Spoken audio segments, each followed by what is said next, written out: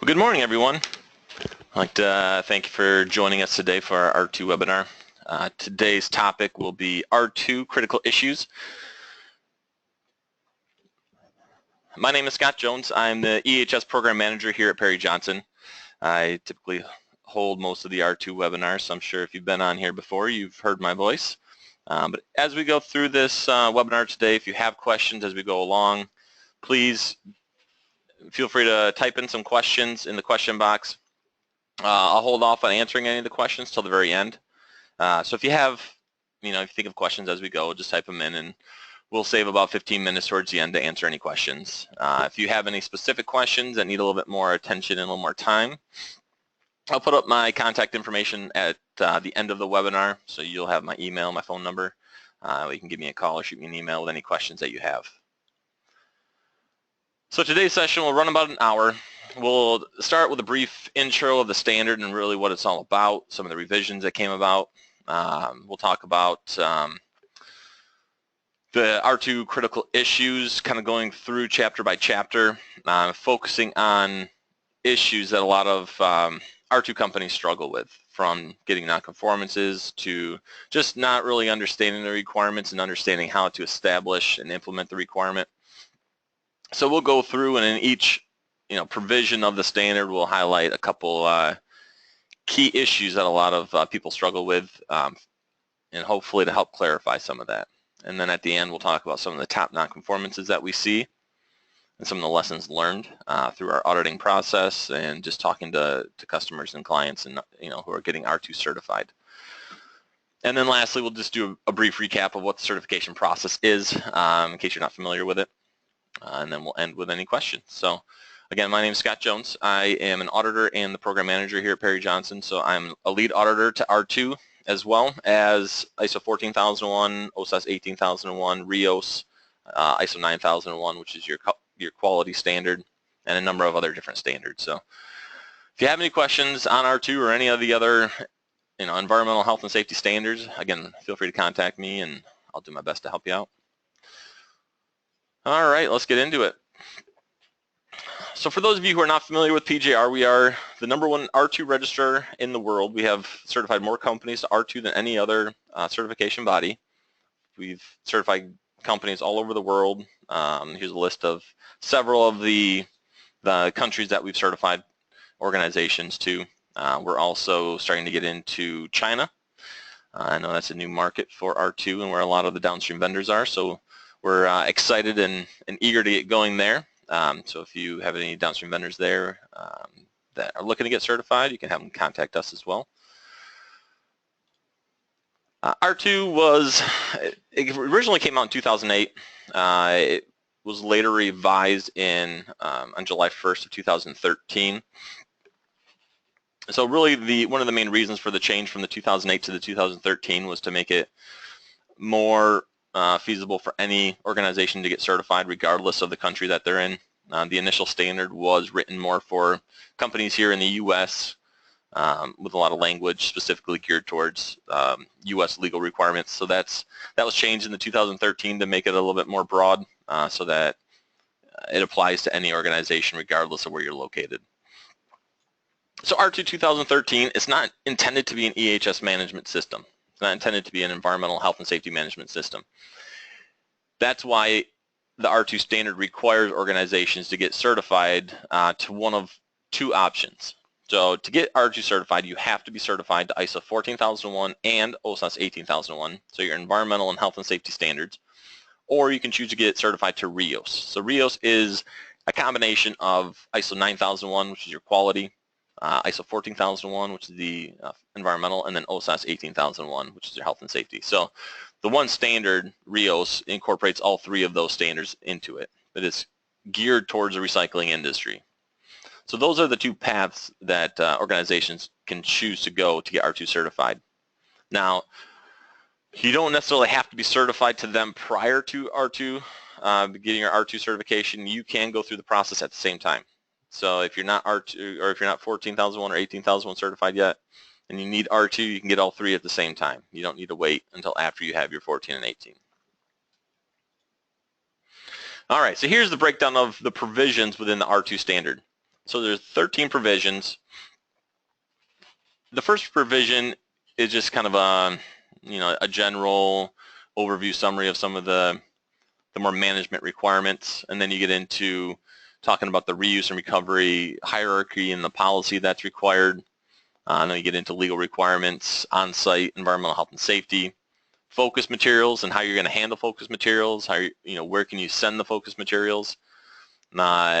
Then provision 6 talks about reuse and reusable equipment and components. 7, tracking throughput. 8 is data destruction, making sure that any data containing device is destroyed or sanitized. 9 is storage. 10, security. And then 11 is insurance, closure plan, and financial responsibility.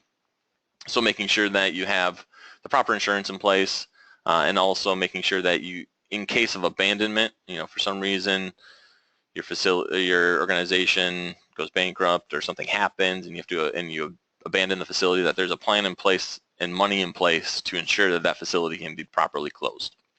And then 12 gets into transport, so transportation of your focus materials, making sure that they're transported legally, not only in the country that you're in, but internationally as well. And then lastly, documentation and record keeping. So we'll go through each one of these provisions and talk about the critical issues, making sure that some of the key issues that we commonly see are addressed, so that hopefully you can avoid some of those pitfalls as you go through the process. So one of the first critical issues that is addressed in provision 1, it talks about allowances. So organizations can claim certain allowances or exemptions, sort of. So you have these 4 options. If you get certified and have one of these 4 allowances, it'll be indicated on your certificate. So you'll have your organization's name, and below that it'll say broker allowance or campus allowance, so that anybody looking at that certificate is aware of what your scope really includes. So brokers are those companies that do not handle any equipment or material whatsoever. Even if they're just coming on site and storing it for a short term and then sending it somewhere, that's not considered a broker, because you are physically handling the equipment, even just receiving, storing it. So it's somebody that is basically responsible for sending equipment from point A to point B. You're basically the middleman organizing it all. Campus allowance. So a campus is where a company has a physically separate address in the same metropolitan area that are used together as one interconnected operation. So if you have your processing center, and then right down the road you have your testing and refurbishment center. So those 2 facilities could make up a campus. So the campus for the ISO standards is a little bit different, because a campus and an ISO standard could potentially be, you could have 2 facilities anywhere in the United States, let's say, and they can still make up a campus as long as they don't do the same thing, and the 2 operations work together to complete the final product or process. So that's one of the differences with R2. So for campus, they have to be in a metropolitan area. Obviously, that's somewhat subjective, because you could probably go outside that metropolitan area a little bit, but just keep in mind that it's a general area, vicinity, that or a campus allowance is only able to be done. A co-location allowance means 2 or more legally separate entities sharing the same physical address. So you may have one building with 2 companies inside. Sometimes you may have a parent company, and you have another facility, another company name in that same facility that's handling all the e-waste. So there's different options for the co-location, making sure that organizations or companies that are looking at your certificate understand that it's not that entire building that's certified, that it's a portion of that building. And we have FM processor allowance. So the only provides specific processing of the focus material in the recycling chain, and does not provide full electronics recycling or refurbishment. So if you're an FM processor allowance, typically you're going to be more end of life. You're not going to be having to worry about items going for reuse, because if you're end of life, everything you receive has already been evaluated and determined that it can't be reused. So you could potentially exclude provision 6 from your scope and from your certification. But again, that needs to be stated on the certificate. For provision 8, if you only receive items that have already been destroyed, potentially shredded already, so there's no issue with having sensitive data on any of these devices, then you could potentially claim provision 8. But just because you have a customer that says, I want everything going for recycling, I don't want anything to be reused, and that's a customer requirement. So according to the standard, if it's a customer requirement, you can choose to do that. But that doesn't exclude you from provision 6, because you still need to show, if you get another customer, how are you going to handle the new equipment that may have the potential for reuse? So the FM processor allowance doesn't apply in that case. And there's been a lot of confusion around that, where companies want to claim that allowance because they have 1 or 2 customers, and they only have 1 or 2 customers, and those customers say that all the equipment has to go for recycling. Well, that doesn't exclude you, because you have the potential to give a new customer that you'll receive material that may have the potential for reuse. Okay, so also in provision 1 are objectives and targets. So there's a lot of confusion as to, do I need an environmental objective? Do I need a health and safety objective, a data security objective? The standard states that written goals and procedures covering and requiring the organization to systematically manage its on-site and downstream environmental, health and safety, and data security matters need to be established and in place and in line with the R2 requirements. Siri isn't as worried about making sure that you come up with a data security objective that, we're going to add 1 camera, or, we're going to add 1 step to the security. That's really not going to make a difference. It's just we're doing it to meet that objective. The point of having these environmental, health and safety, and data security objectives is to improve your system. So the idea is to look at your system, look at your key areas where you may have issues, where you may need to beef up your system a little bit, identify those areas and set objectives and targets around those. So not every time do you have to have a data security objective necessarily, but you need to ensure that you've at least evaluated it, you have the procedures in place, you're managing it appropriately, and again, if you identify an area for improvement, establish an objective around that. Saying that I want to have 0 accidents or incidences for the next year, and you had 0 for the next 5, for 5 years in a row. Having that for a 6th year, or even a 2nd or 3rd year potentially, isn't showing improvement, isn't showing, you need to, once you've achieved your goal, you need to take it 1 step further. So maybe keep that in place, but add another objective to show that you're improving your system. So don't get caught up necessarily in creating objectives for the sake of creating objectives. Identify your procedures and make sure you're managing your system properly, and identify gaps or areas that you need to focus on and improve on it, and identify objectives to cover those areas.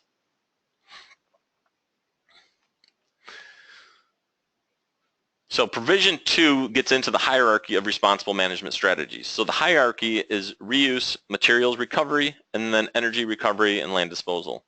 So where possible, whenever possible, reuse needs to be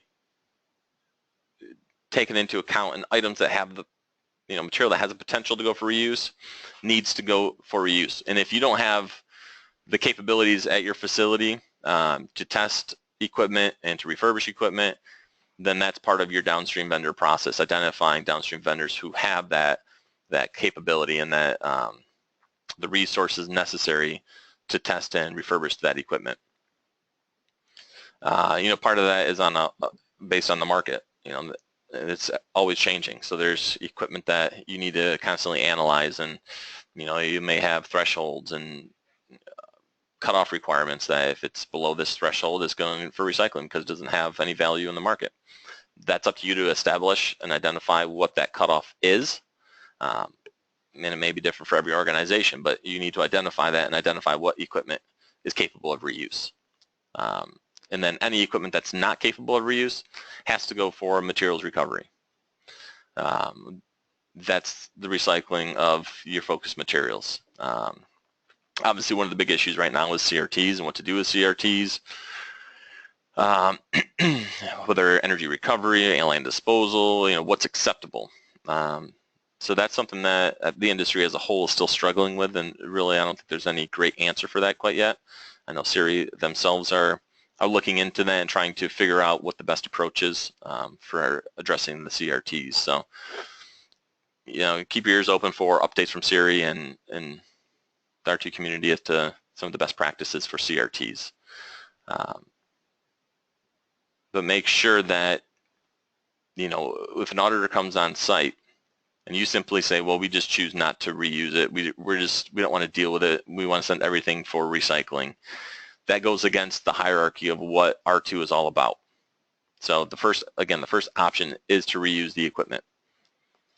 So that'll be a major nonconformance if an auditor comes on site and sees that you're not reusing anything. At that point, you couldn't get certified, or you could potentially be suspended if you are doing that. So make sure that you have those requirements in place for what's going for reuse and what's going for recycling. All right, for provision 3, this gets into the legal requirements. One of the biggest issues that we see from an auditing standpoint are the import-export compliance requirements. Making sure that your legal compliance plan identifies all the legal requirements for international shipments. So that includes your untested or non-functioning equipment or components containing FMs that have passed through your facility or under your control. So that includes brokers as well. So this says FMs and untested or non-functioning equipment, but that also could potentially include tested equipment. There are certain countries that they don't allow even certain types of tested equipment into their country. So make sure you understand the legal requirements and the import-export requirements of where you're shipping your product to, whether it's in your state or country or anywhere in the world. So that includes identifying the legal requirements for the exporting country, for the transit country, and for the importing country. So if you're shipping equipment and it's going to stop, at a port somewhere at a transit country, you need to make sure that you are adhering to that country's legal requirements as well. So make sure that you're documenting that. And from a downstream vendor due diligence perspective, we'll talk about that in a minute, but there's certain requirements and documentation that you need to obtain to make sure you're meeting those requirements. But this import-export is one of the many things, or one of the key things that's often missing from a legal compliance plan. So that gets into the compliance evaluations.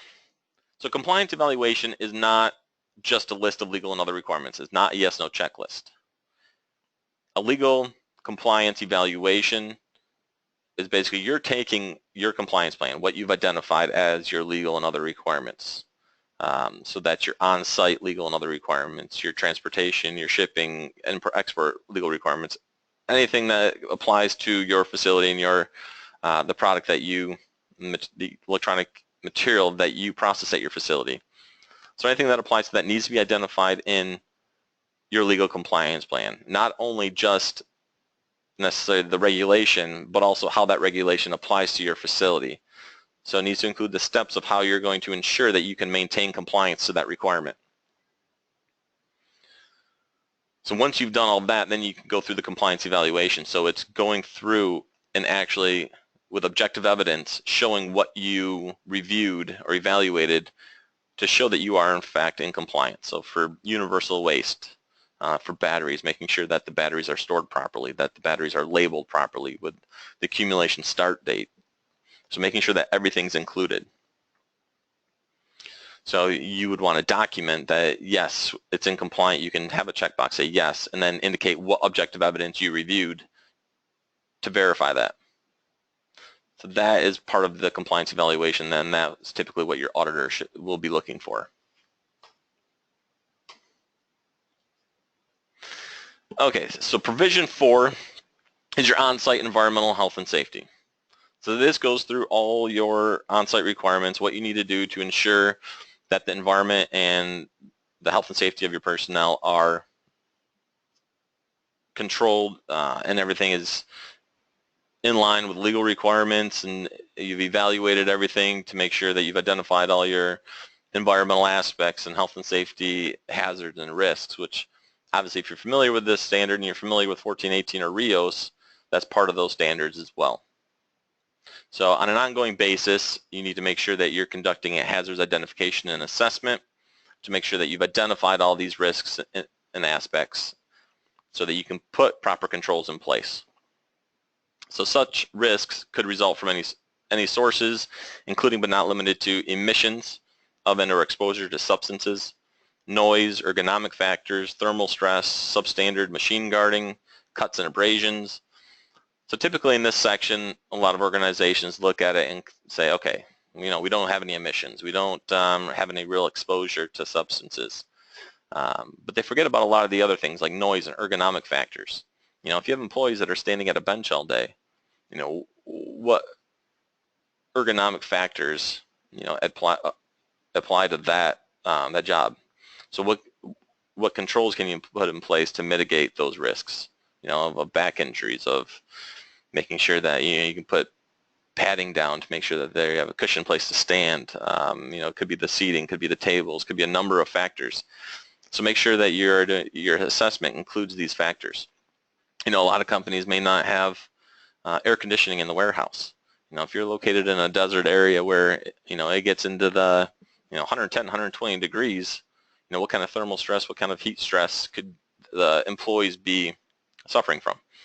So is there a way to mitigate some of those things? So this is all the things that need to be included in that risk assessment. If you add a shredder onto your facility, have you done a noise test? Have you done an emissions test? Do you know that there's no hazards associated with that? You can't just assume that there isn't. So a lot of times, when an organization is getting certified, they do their initial assessment and they're ready to go for their stage 2 and everything looks good. It's after that we see a lot of issues. A company may add a shredder, they may add a number of different pieces of equipment or add processes to their operations, but they don't continue to do the ongoing assessment to make sure that anything they add or do is being assessed and those risks are being identified. So that is one component of it. And then the next component is, okay, we've identified these risks, we've identified these environmental aspects. Now what do we do? Well, you need to assess them, determine how significant they are, what's the potential, what's the kind of the worst case scenario, what could potentially happen, and then look at, okay, what controls can we put in place to mitigate these risks? So as part of the standard, you need to adhere to the hierarchy of engineering controls first, then administrative controls, and lastly, PPE. So too often, organizations go immediately to that last one. They immediately go to PPE because it's the easiest.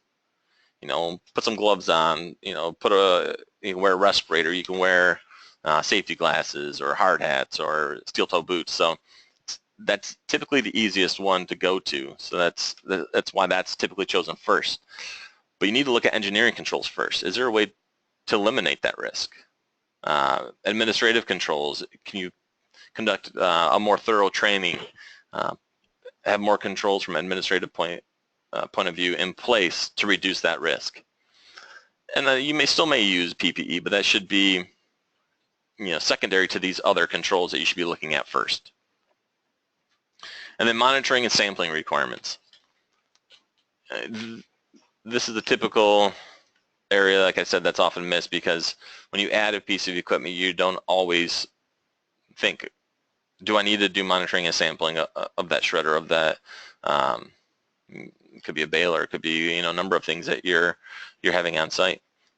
Making sure that you're not just taking out your phone and using the noise meter on your phone to make sure that it's below the decibel requirements. Having a calibrated piece of equipment, having a third party come in and do a valid sound test to make sure that you are in fact below the requirements. So from provision 4, that's typically the biggest issue we see. So then we get into provision 5, the focus materials. So your focus materials include CRTs, include batteries, mercury-containing devices, PCBs, and then your circuit boards.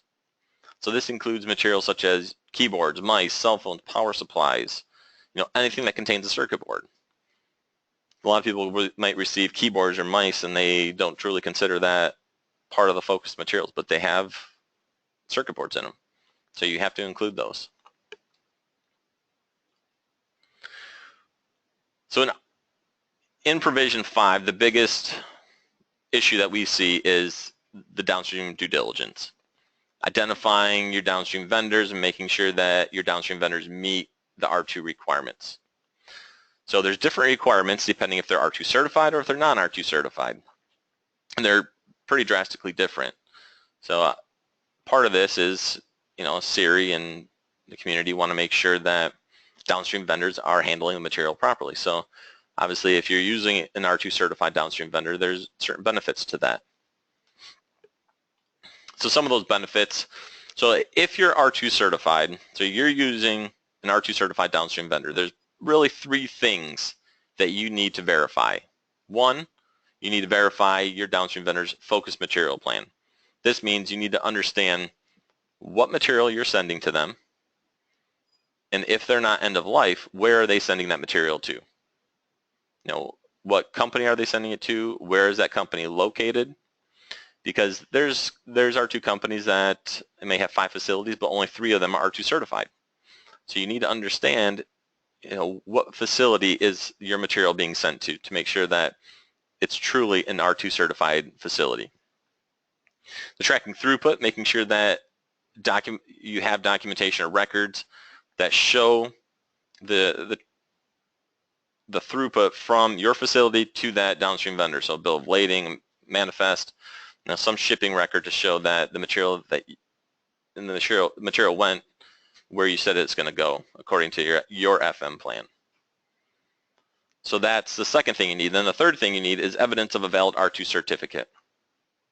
So generally you're going to want a copy of your downstream vendor's R2 certificate, but also you're going to want to show evidence that that R2 certificate is valid. So there's a couple of ways of doing that. One, you could potentially contact Siri, and they can, they have a list of R2 certified companies on their website. You could verify on their website that that certificate's valid. You could go to the certification body that your downstream vendor got certified by and contact the certification body to make sure that certificate is in fact valid, because they may have a certificate, but they may have dropped the R2 certificate a year ago or 2 years ago. So you need to make sure that that certificate they're showing you is in fact valid. So that's really all you need if you're using an R2 certified downstream vendor. A lot of that can be verified off-site, so typically there's no on-site requirement to go on-site to do your due diligence. Now for a non-R2 certified downstream vendor, there's a lot more requirements and typically more costs involved. So there's some similarities. One is the FM plan. You still need a copy of their FM plan to know what they're capable of receiving and who they're going to send it to. You need to ensure that they have an EHS management system at their facility. It doesn't have to be a certified management system, so it doesn't have to be certified to ISO 14001 or OSAS 18001, but they have to have a documented system in place. 3, you need evidence of legal compliance, so this may be through permits, making sure that they aren't having any legal issues, any environmental issues. You can check the ECHO website through EPA to check for any environmental legal issues. And then 4, verify conformance to the due diligence requirements for all downstream vendors in the recycling chain. So this is where it becomes challenging.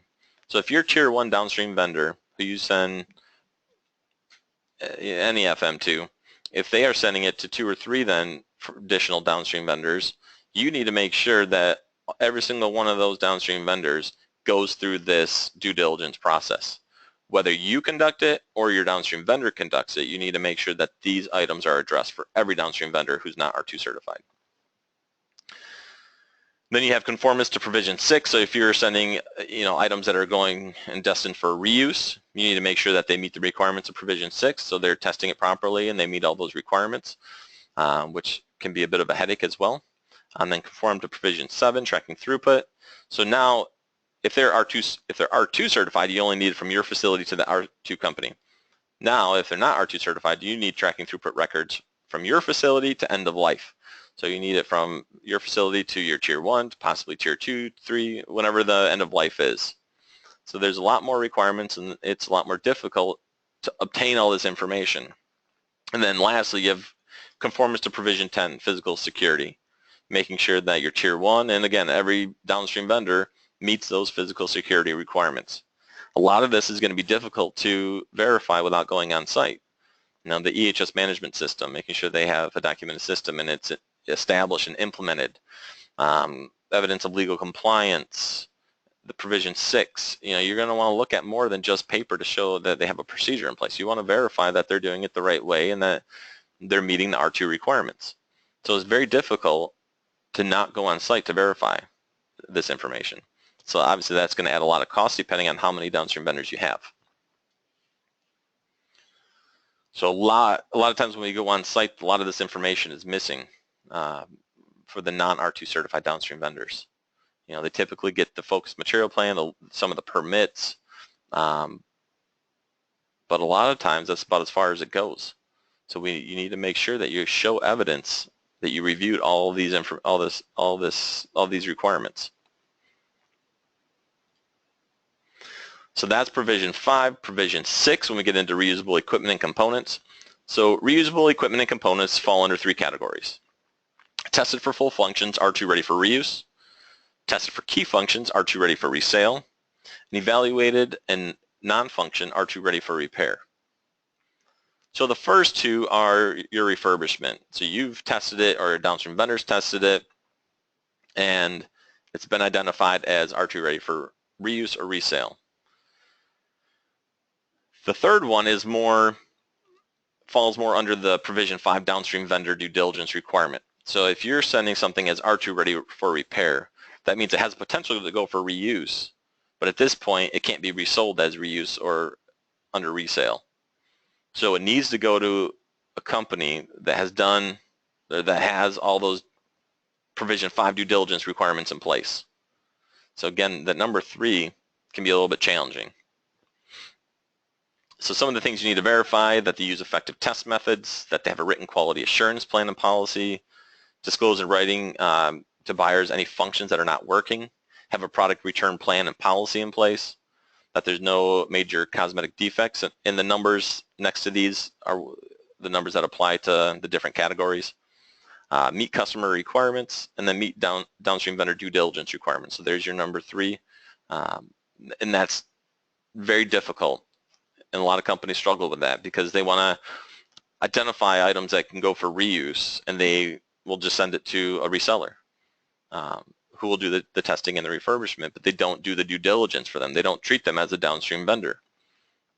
So they assume that only items that are being recycled have to go to a qualified downstream vendor.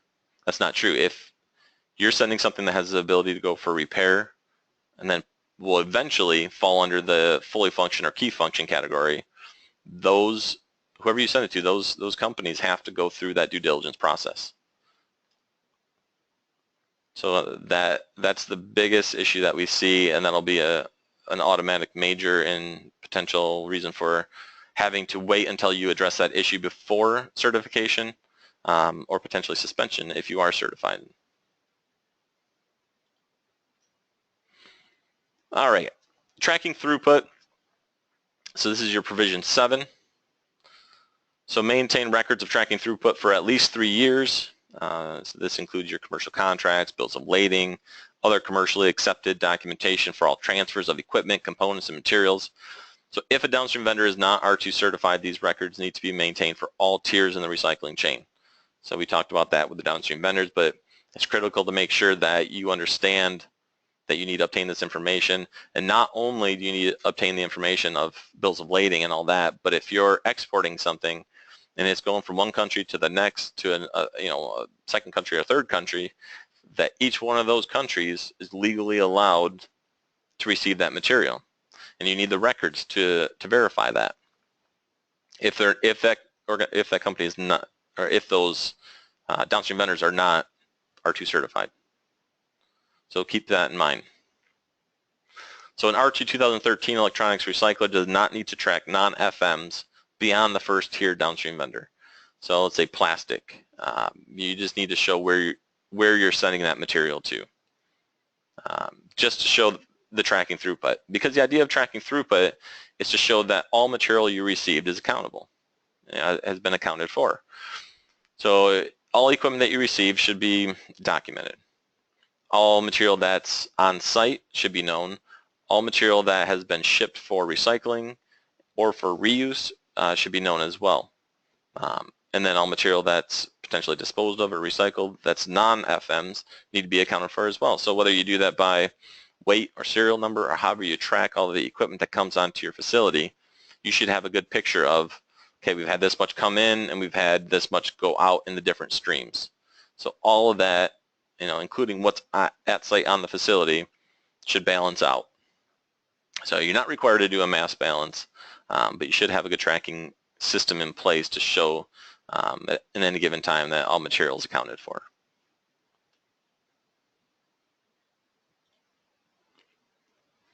All right, then we get into provision 8 for data destruction. So any material that has the potential to contain data needs to be evaluated. So if you're just going to destroy it, that's one option. But if it has a potential for reuse, you need to look at wiping the data from that device, sanitizing it.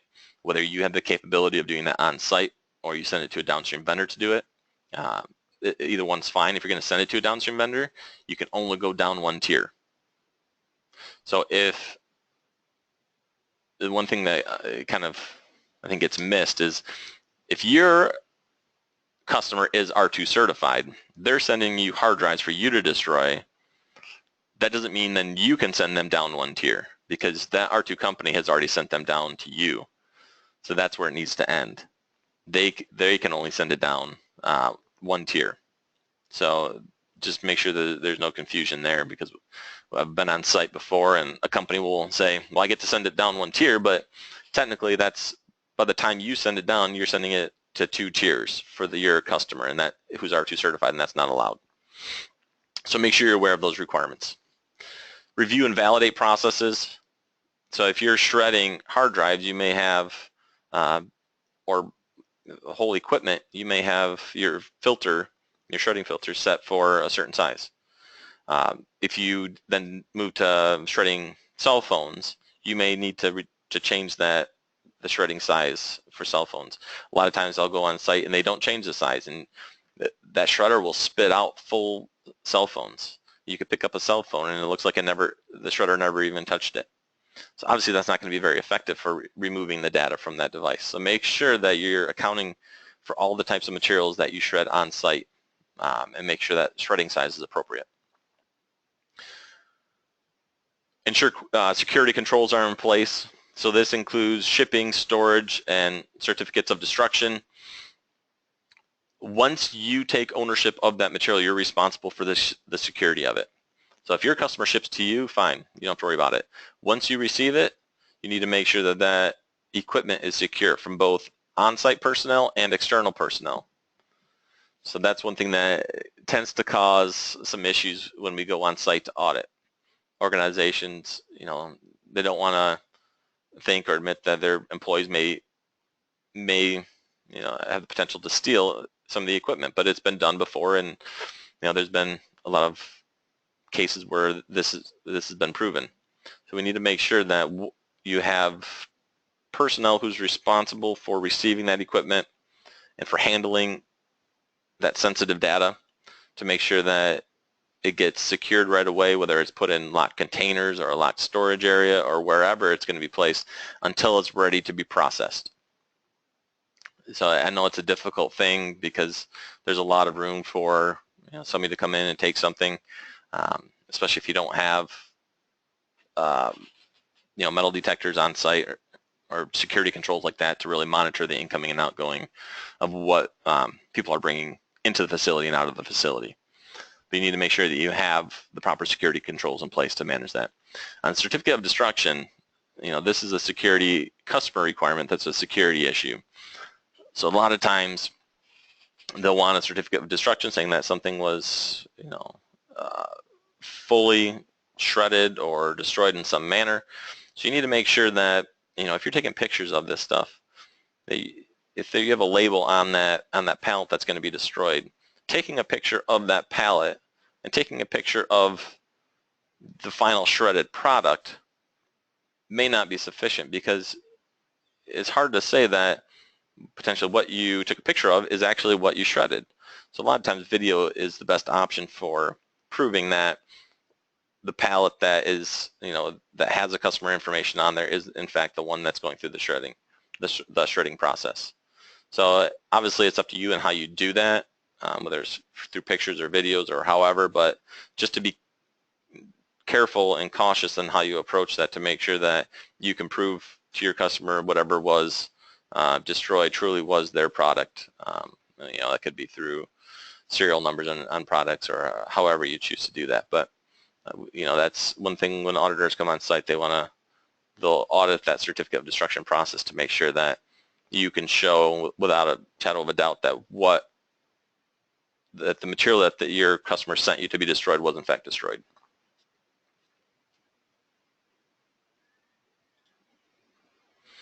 Okay, storage of FMs, equipment and components. This is provision 9, and then facility security, which is provision 10. So the main thing for storage is to make sure that is wherever you're storing it or however you're storing it, that the equipment is protected. You can't store it outside in open containers, where the weather and rain and snow and everything else can get to them. If during the day you need to move a couple things outside, as long as your facility is secure by fences, by gates, whatever, that's fine. Obviously as long as it's not raining outside, but making sure that that material is protected. Be careful, because if you have potential leak in your facility and it's dripping on all the equipment, especially equipment that has a potential for reuse, that'll be an issue. So make sure you're considering all those things. As far as facility security goes, again, we kind of talked about this under data destruction, but make sure that any sensitive media or any sensitive data containing devices are properly secure from any unauthorized personnel, whether they're internal or external.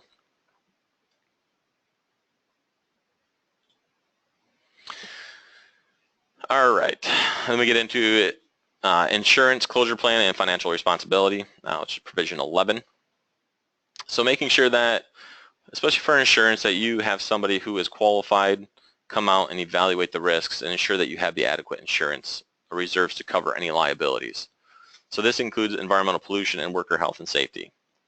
So if you're familiar with this provision, you know that the environmental pollution liability coverage has always been an issue. It's very expensive, and a lot of organizations feel they truly don't need it. If you truly don't need it and you've had a qualified person come out and tell you that you don't need it, that's fine.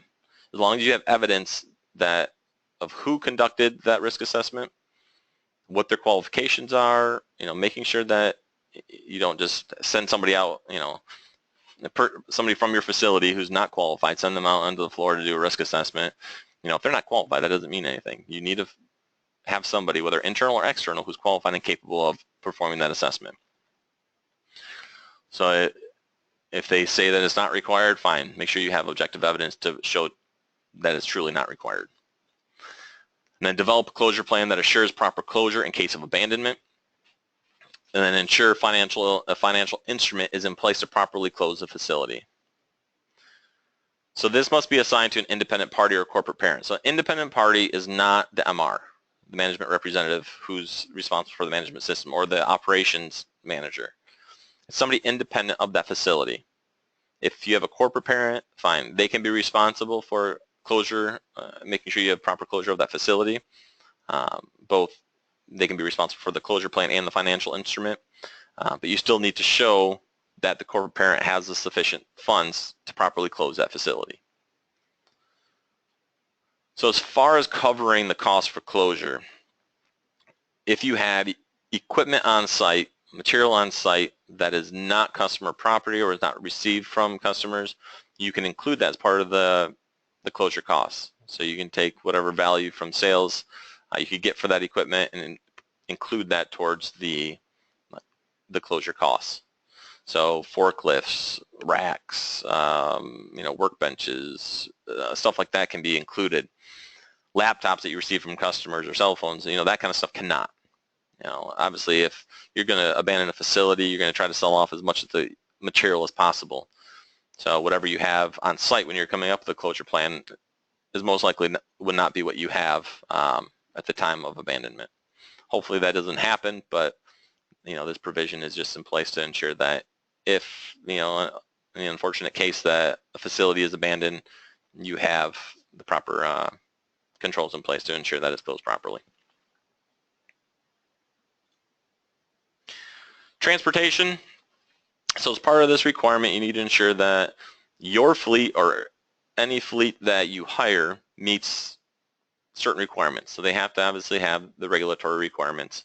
They need to have their licenses and everything in place, and you need to verify that before using them.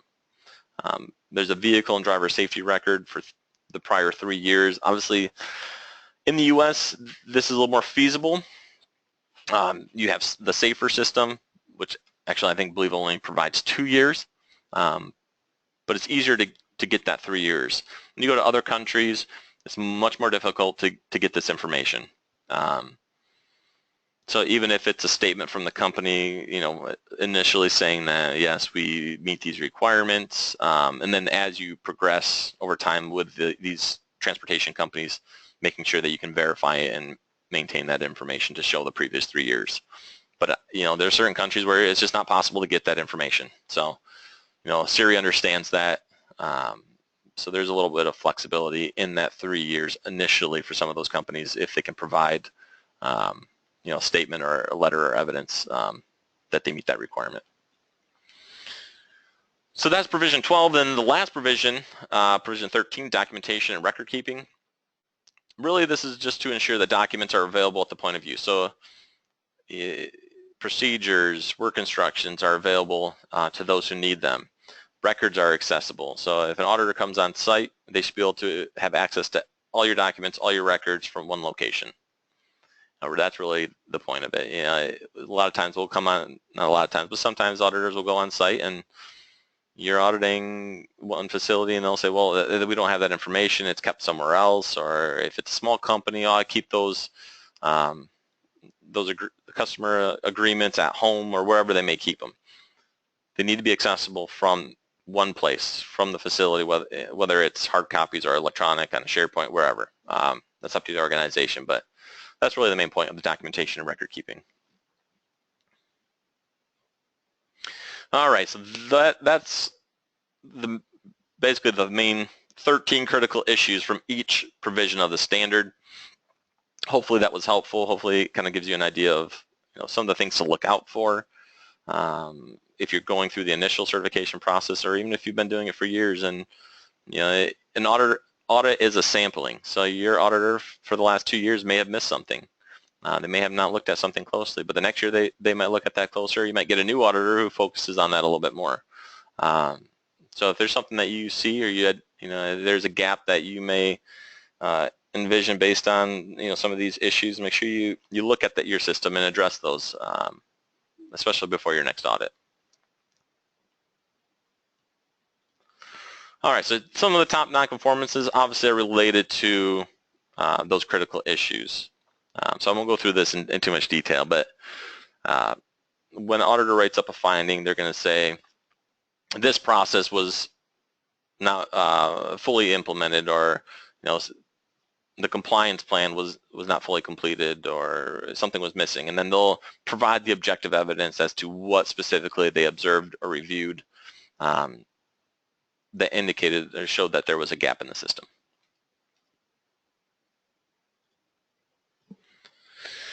Okay, so we have the certification process. I'll go through this quickly so we have some time for questions if there's any. Stage 1, Stage 2, this is your initial certification process. So your Stage 1 is basically a documentation review. We're going to come on site to make sure that you have the procedures, the forms, the work instructions, you have everything in place that you need for your management system. Assuming all goes well, or if there's any issues that you need to clear up, you clear those up prior to the Stage 2, and then we'll conduct the Stage 2, which is typically 30 to 75 days after the Stage 1.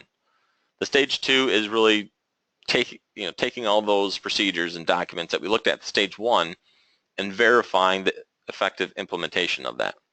So making sure that you're saying what you're doing, what you're saying you're supposed to do, and what you're doing meets the requirements of the standard. So once we finish the stage 2, again, if there's any issues, any nonconformances that are identified, those need to be resolved prior to issuing you a certificate. But once those are resolved, your certificate's issued and you're good to go. So that certificate's good for 3 years. So that during that 3-year certification, you'll have surveillance audits. So these audits are conducted typically they're annually, but if you want, you can do them semi-annually. So the partial system audits looking at areas of previous issues or previous nonconformances. And then there's always certain requirements that we look at every time, like internal audit, management review, those kind of things. Assuming all goes well, any issues identified are closed, you continue your certification. So on that 3-year period where your certificate is about to expire, you'll have a recertification audit. So this is another full system audit. We'll come on site and verify that all processes, all requirements of the standard are being met.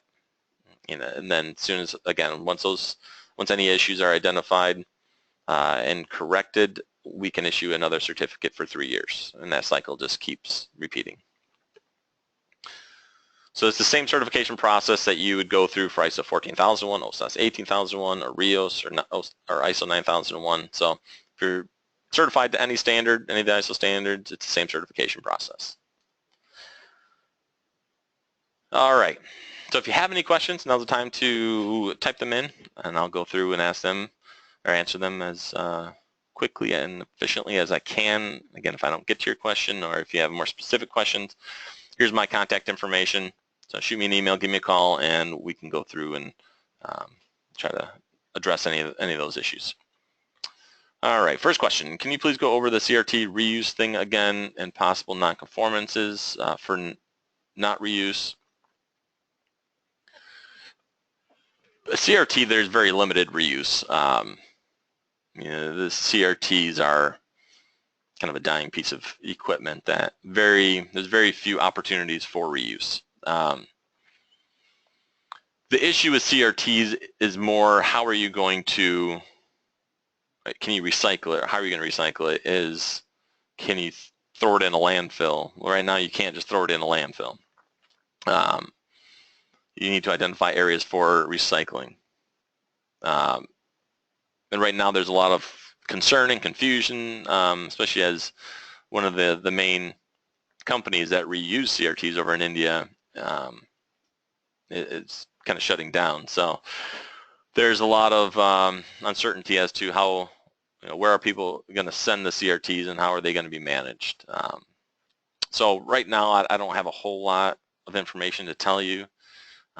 You could contact Siri. They can probably provide a little more insight on some of the best practices, but we're kind of going over right now within the TAC group what are the best options for recycling and managing of CRTs.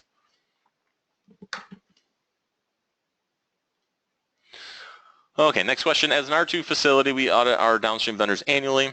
If throughout that year an insurance certificate expires or another environmental permit expires, are we required to cease shipments to that vendor until an updated certificate is provided? Technically, yes. It's your responsibility to make sure that all the permits, all the documentation that you are required to have for the downstream due diligence are up to date. From an auditing perspective, we come on site once a year, typically, and make sure that you have the proper documentation in place and you've done the proper due diligence. So we may not fully catch that gap if you don't get that updated permit until later. But technically, I mean, you should make sure that you have the updated permits and the updated documentation before shipping to make sure that they're capable of continuing to either ship or receive the material you're sending.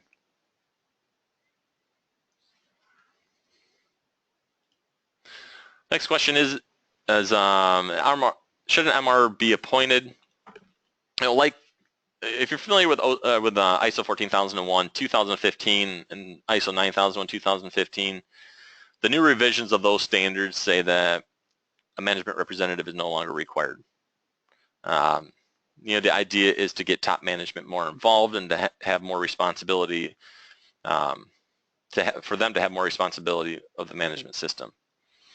That being said, an MR doesn't have to be specifically appointed, but a lot of times it's helpful to have one person or a couple people who are responsible for the management system to kind of pull everything together, to kind of coordinate the internal audits and management reviews and a lot of those core management system requirements. So it's helpful to have one, but it's not necessary, I guess is the bottom line to answer your question. Is it okay to store them in the warehouse until we find a place to send them for CRTs that you're referring to? You can store them for a certain amount of time, and that depends on the quantity and how much you're receiving and everything else. So make sure that you check out the EPA regulations for storage requirements to know how long you can have them on site. But yeah, you can store them for a brief period, but make sure that you know how much you have and how long you can store it for. And they have specific guidelines on the CRT. It's called the CRT rule through the EPA. If you're not in the U.S., obviously your country may have different requirements for CRTs, so you need to understand what your specific country's requirements are. Next one, how to track the destruction in downstream vendors. So I'm assuming you're talking about data destruction. This is where that certificate of destruction often comes into play. So if you're sending material that needs to be destroyed downstream for further processing or destruction or sanitization, you're going to want evidence from that downstream vendor that the material you sent them has been destroyed or the data has been wiped. What that looks like or how you require that can vary by every company. But you need some sort of evidence from your downstream vendor that it has been done.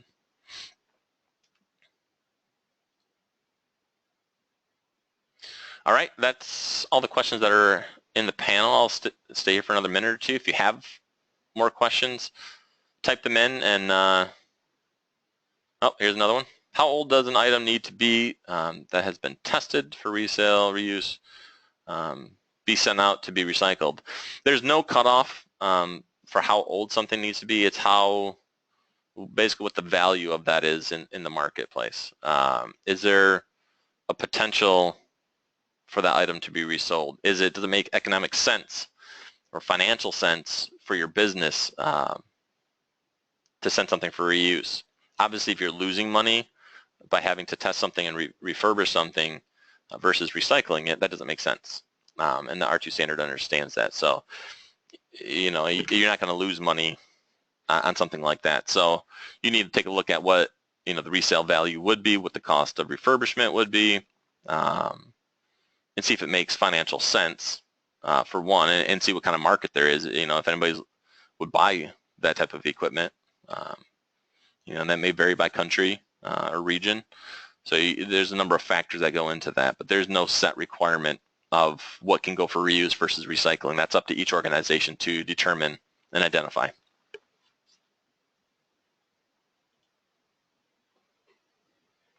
Okay, well, we're about out of time, and that looks like it's all the questions. So again, don't hesitate to email me or call me with questions that you have. I'm happy to go through it, whether it's technical questions or certification questions.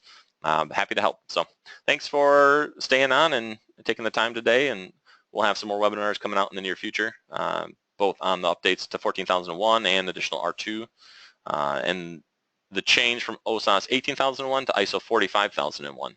So thanks, everyone. Have a great day, and we'll see you soon.